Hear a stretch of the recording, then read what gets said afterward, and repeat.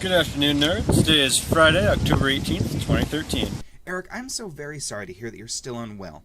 I guess that it's just time for me to step in with my alternative healthcare and speak to the old ones on your behalf.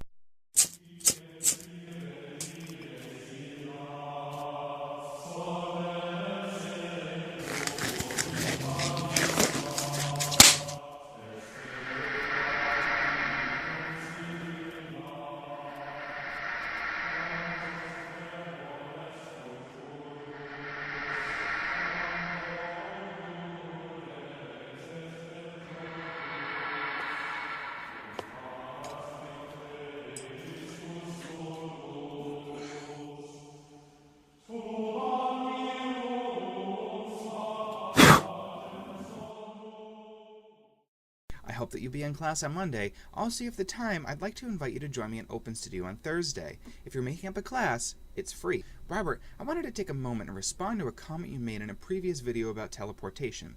The question you raised, if you're beamed thousands of miles away by a teleporter and then reconstructed from different atoms, are you the same person?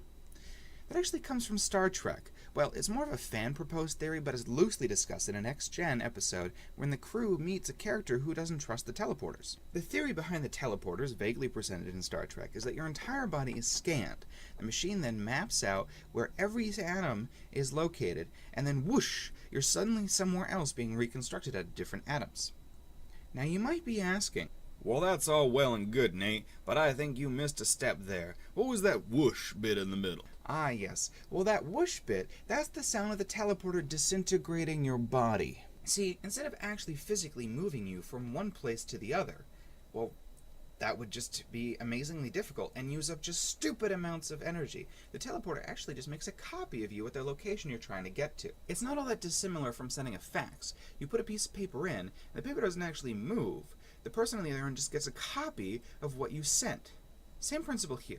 So if the teleporter didn't disintegrate you when you stepped in, there would now be two of you running around the universe having amazing buddy cop-esque adventures. But you can't have both copies existing. Have you actually seen Star Trek? They use those things like 50 times a day. It wouldn't be very long before it had thousands of Geordi LaForges running around.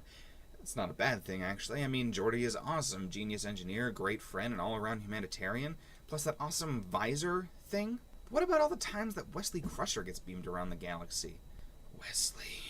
I'd go hoarse trying to tell all of them to shut up. Shut up, Wesley! This, of course, is only one version of teleportation. There are others that circumvent this whole issue, mostly by using a non-fax model. But I love Star Trek and their teleporters, and it wouldn't be the same without them. So it's fun to think about and talk about.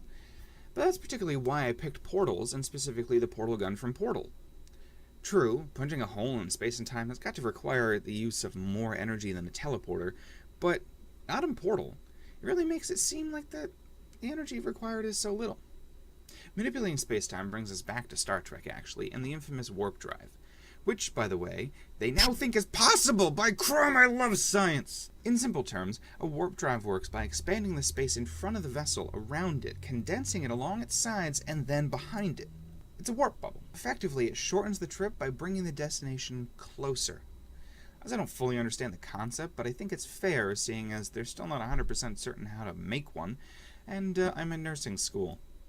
I've only got so much brain power to go around. So in the 90s, it was theorized that it would take the energy equivalent to the mass of Jupiter to create and sustain a warp bubble for any reasonable distance. But recently, a scientist proposed that by altering the bubble slightly, it could be done with the energy equivalent of the entire output of the United States in 1 year. So, yeah. At least it's an amount we're capable of generating. Science!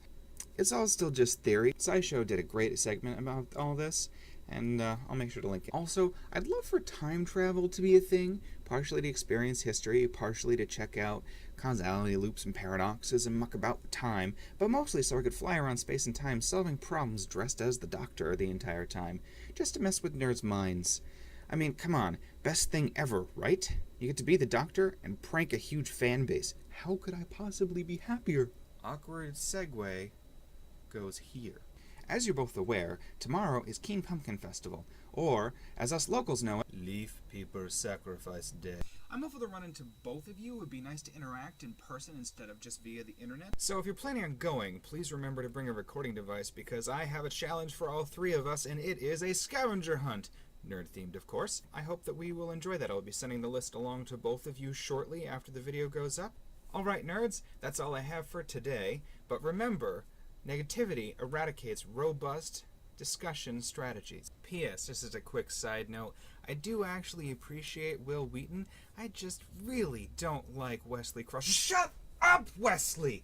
Oh, God. I've internalized him! Ah!